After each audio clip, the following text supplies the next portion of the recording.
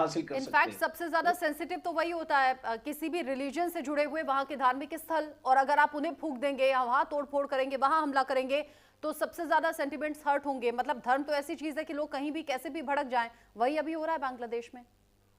बिल्कुल आपने एक्चुअली सही बोला। तो इसीलिए अब इसका सोल्यूशन क्या है? हम्म। देखिए, इसका सोल्यूशन ये है कि आपको एक तो इस गवर्नमेंट को इसका संज्ञान लेना पड़ेगा कि हम्म। अगर वो बांग्लादेश में एक stable law and order situation चाहते हैं, हम्म। एक ऐसा एक वातावरण एक्चुअली क्रिएट करना चाहते हैं, इससे एक्चुअली क्या होगा, हम्म। बांग्लादेश में जितनी भी इन्वेस्टमेंट्स हैं वो आनी बंद हो जाएंगी। आज अगर चाइना भी इन्वेस्ट करना चाहता है, बाकी देश भी इन्वेस्ट करना चाहते हैं बांग्लादेश हम्म। में, और अगर मोहम्मद यूनुस चाहेगा कि जो इकोनॉमी को रोड पे लाना है और हम्म। खुशहाली होनी है, तो हम्म। उसको ये सारे जो भी आपके इंसिडेंट्स हैं, आपके मंदिर इसको जलाने के लिए रिलीजियस प्लेसेस को टारगेट हम्म। करेंगे, इसको बंद करने पड़ेंगे। हम्म। क्योंकि जब तक वो इंटरनल स्टेबिलिटी बांग्लादेश में नहीं आएगी, हम्म। आप बांग्लादेश की इन्वेस्टमेंट्स भी नहीं देख पाएंगे। हम्म। दूसरा है कि एक भारत के साथ कम्युनिकेशन करना बहुत जरूरी है। देखिए,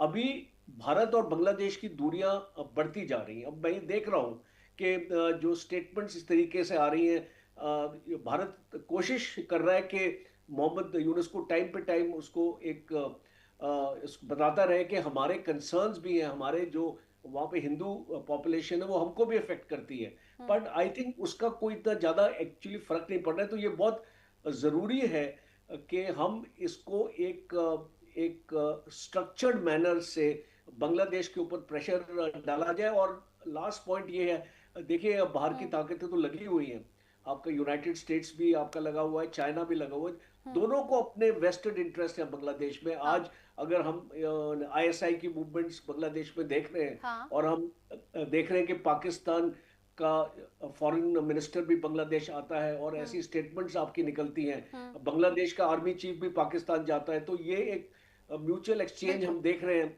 इन चीजों का। और पाकिस्तान से मिलिट्री हार्डवेयर भी लिया जा रहा है, हम्म। टर्की से भी लिया जा रहा है। बिल्कुल। अब आप मुझे बताइए, बांग्लादेश की फौज किसकी तैयारी करिए लड़ने के लिए, या हम्म। कोई ऐसी अपनी सिचुएशन बनाने के लिए? हम्म। बिकॉज और कोई जो आपका आपका कोचर सर। प्रतिद्वंदी नहीं है हाँ, एक्सेप्ट भारत। चूंकि तो मेरे पास 2 ही मिनट बचे हैं और डीके गुप्ता जी भी मेरे साथ में है, बस मैं एक छोटा सा आपसे आंसर चाहूंगी, फिर मैं डीके गुप्ता जी का एंड कमेंट लूंगी।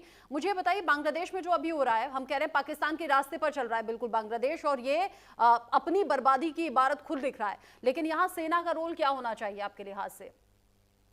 देखिए, सेना का बहुत इंपॉर्टेंट रोल होने वाला है इस हम्म। इलेक्शन को कंडक्ट करने के लिए। हम्म। क्योंकि अगर बांग्लादेश को एक फ्री एंड फेयर इलेक्शन चाहिए, अगर हाँ। एक रिग्ड इलेक्शन चाहिए, तो चलो आप उसको कर सकते हैं, और मोहम्मद यूनुस अपना जो जिसको हाँ। जिताना चाहता है वो जिता देगा, अपने आप को भी जिता सकता है। हम्म। बट सेना का बहुत इंपॉर्टेंट रोल, बिकॉज बांग्लादेश में इलेक्शन होके रहेंगे, हाँ। तो इसमें कोई डाउट नहीं है। बिकॉज बांग्लादेश के आर्मी चीफ ने यानी आप यानी आप कह रहे हैं बांग्लादेश में सेना का इंपॉर्टेंट रोल होने वाला है और होना भी चाहिए, लेकिन इससे पहले डीके गुप्ता जी कह रहे थे कि यहाँ मोहम्मद यूनुस का अगर पर्सनल इंटरेस्ट है तो सेना का भी अपना पर्सनल इंटरेस्ट है, और उन्हें भी जो राजनीति का स्वाद है उन्होंने चख लिया है।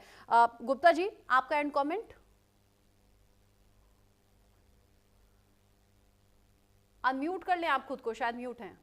हाँ, यहाँ पे सत्ता आ चुकी है, अब वो हार्ड लाइनर्स के हाथ में आ चुकी है। उसमें परिवर्तन तभी होता है, संस्थागत परिवर्तन तभी होगा जब विदेशी ताकतें इसमें लगेंगी। अब कनाडा के एग्जांपल, भारत के प्रधानमंत्री ने किस तरह से कनाडा में वेब को बदला, वहां पे कनाडा में अमेरिका के साथ जैसे मिलके वहां पे जिस तरह सत्ता परिवर्तन हुआ, उसके बाद जो खालिस्तानियों के सपोर्ट में वहां की सरकार थी, वो सरकार बदलने के बाद उन्होंने पहली रिपोर्ट जारी की थी, उन्होंने स्वीकार किया, पहली बार इतिहास में ऐसा हुआ है कि नहीं, खालिस्तानी जो है यहाँ फंडेड हो रहे हैं और भारत के इंटीग्रिटी के लिए खतरा है। तो इस कूटनीतिक स्तर पर कराया जाता है। और मुझे लग रहा है कि बांग्लादेश में भी मैं पिछले 2-3 महीने में देखूं तो हिंदुओं पे अटैक कम हुए हैं। हिंदुओं पे जो रोड पे मारा जा रहा था, पीटा जा रहा था, वो सब कम। अभी इंस्टीट्यूशनलाइज्ड अटैक हो रहे हैं, जैसे मंदिरों पे हो रहे हैं, कभी कभी कुछ ऐसे हो रहे हैं। तो यहाँ पे जो अभी फरवरी में ट्रंप ने मोदी जी को बोला था कि मैं बांग्लादेश आपको सौंपता हूँ, तो कहीं ना कहीं कूटनीतिक मैटर यहाँ चल रहा है। इसीलिए आप अगर एक चीज और अगर देखेंगे, अगर सांख्यिकी तौर पे, तो पाकिस्तान के भी अब टोन डाउन करना शुरू कर दिया है, स्वीकार करना शुरू कर दिया है कि ट्रंप नहीं भेज सकता। मतलब सारी चीजें धीरे धीरे पक्ष में आती जा रही है, जो मुझे लग रहा है।